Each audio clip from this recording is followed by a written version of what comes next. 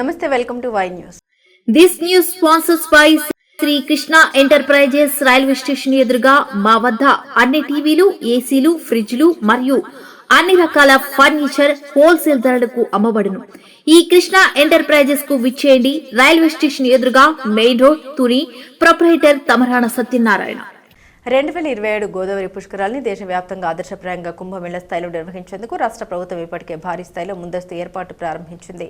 గోదావరి పుష్కరాలకు సంబంధించి పుష్కర ఘాట్లు, దేవాలయాలు, సత్రాలు, యాత్రికుల వసతి కేంద్రాలు, ఆధ్యాత్మిక క్షేత్రాల అభివృద్ధిపై ప్రత్యేక దృష్టి సారించిన ప్రభుత్వం రాజమహేంద్రవరం నగరంలోని ప్రముఖ ఆలయాలు మరియు సత్రాల పునర్నిర్మాణం కోసం 9.55 కోట్ల నిధుల్ని మంజూరు చేసి 6 అభివృద్ధి పనులకు ఘనంగా శంకుస్థాపన నిర్వహించింది. మంత్రి Anam Ramanarayana Reddy, Rajamahendravaram city MLA Adireddy Srinivas, parliament సభ్యురాలు దగ్గుబాటి పురంధేశ్వరి, ఎమ్మెల్సీ సోము వీర్రాజు, ఇతర ప్రజాప్రతినిధులు, అధికారులు కలిసి ఈ కార్యక్రమంలో పాల్గొన్నారు.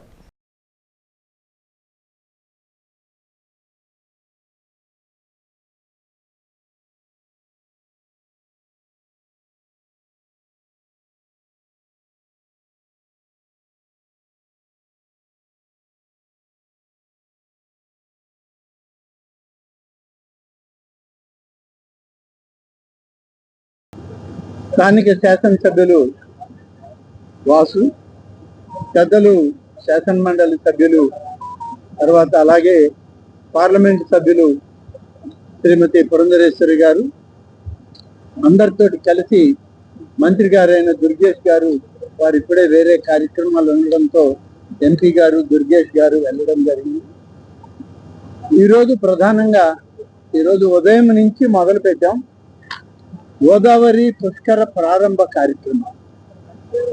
గోదావరి పుష్కరాలు 2027 జూన్ 26 నుంచి ప్రారంభమవుతాయి.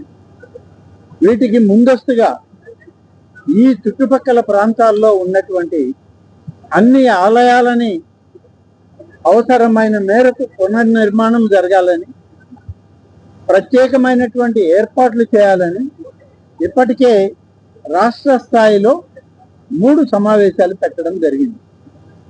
ఒకటి ప్రధాన కార్యదర్శి గారు అధికారులతో పెడితే, రెండవది సాక్షాత్తు రాష్ట్ర ముఖ్యమంత్రి శ్రీ చంద్రబాబు నాయుడు గారు 12 మంది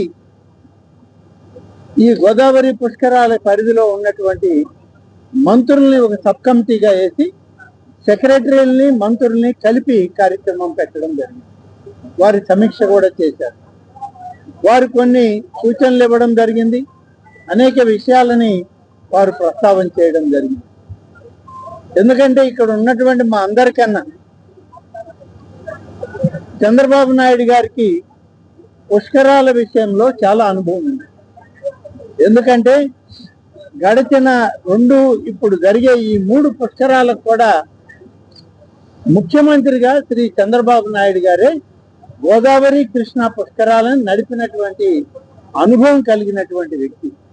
ఉమ్మడి రాష్ట్రానికి ముఖ్యమంత్రిగా, ఇవాళ విడిపోయినటువంటి రాష్ట్రానికి ముఖ్యమంత్రిగా ఈ పుష్కరాలను నిర్వహించడంలో వారే ఎక్కువ అనుభవజ్ఞులు. వారి సూచనలే ఇవాళ ఈ విజయ పదం వైపు గోదావరి పుష్కరాలను నిర్వహించడానికి ఏర్పాట్లు చేస్తూ ఉన్నారు. అలాగే ఉమ్మడి తూర్పుగోదావరి జిల్లాలోని అన్నవరం దేవస్థానంలో ఈరోజు కొన్ని కార్యక్రమాలని ప్రారంభించి, ఒకటి ప్రారంభం, ఒకటి శంకుస్థాపన చేయడం జరిగింది. ఎందుకంటే గోదావరి పుష్కరాలంటే ఏదో రాజమండ్రి ఒడ్డే కాదు, గోదావరి పరివాహక ప్రాంతం అంతా భద్రాచలం దాటాక మన రాష్ట్రంలో మొదలు పెట్టాక ఇప్పుడున్న ఆంధ్రప్రదేశ్లో, అలాగే చివరిన సముద్రంలో కలిసే వరకు ఈ గోదావరి పుష్కరాలు పరివాహక ప్రాంతం అత్యంత ప్రాధాన్యతను సంతరించుకున్నదాన్ని చెప్పడంలో అతిశయోక్తి ఏమీ లేదు. ఇవాళ మనం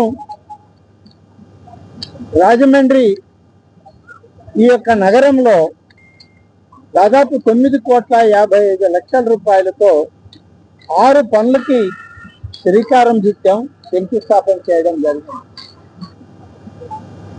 ఈరోజు పార్లమెంట్ సభ్యులు, జిల్లా మంత్రివర్యులు, జిల్లా ఎమ్మెల్సీలు, స్థానిక ఎమ్మెల్సీ, ఎమ్మెల్యే అందరం కలిసి ఈ కార్యక్రమంలో పాల్గొంటూ ఉన్నాం.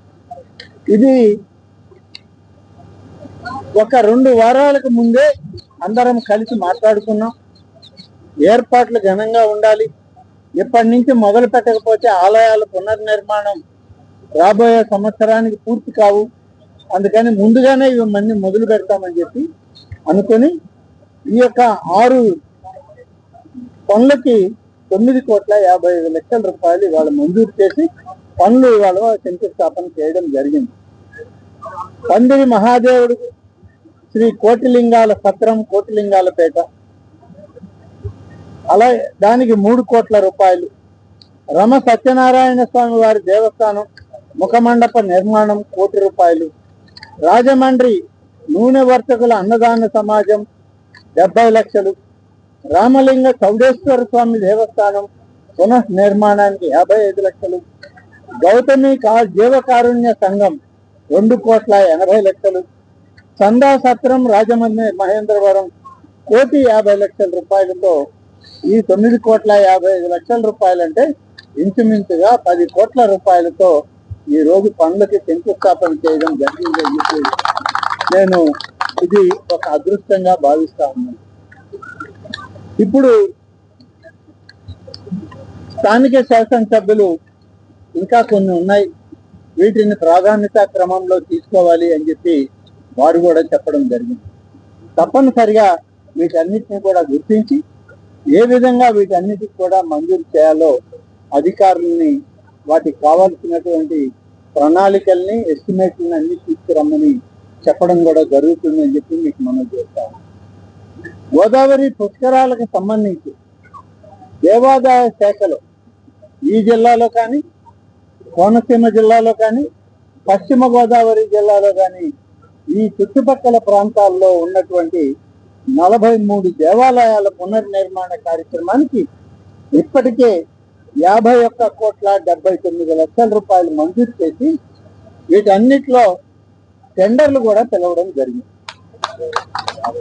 ఎక్కడ కూడా నిధుల కొరతని కానీ, గోదావరి పుష్కరాలకి ఆలయాల నిర్మాణం చేయలేమని కానీ, మాకు ఎన్ని ఒత్తిళ్లు ఈ ప్రభుత్వం మీద ఉన్నా గౌరవ ముఖ్యమంత్రి గారి యొక్క ఆలోచన గోదావరి పుష్కరాలు ముఖ్యమంత్రిగా నేను మళ్ళీ వచ్చి చేస్తున్నాను, ఇది ఒక అదృష్టం, పూర్వజన్మ సుకృతం.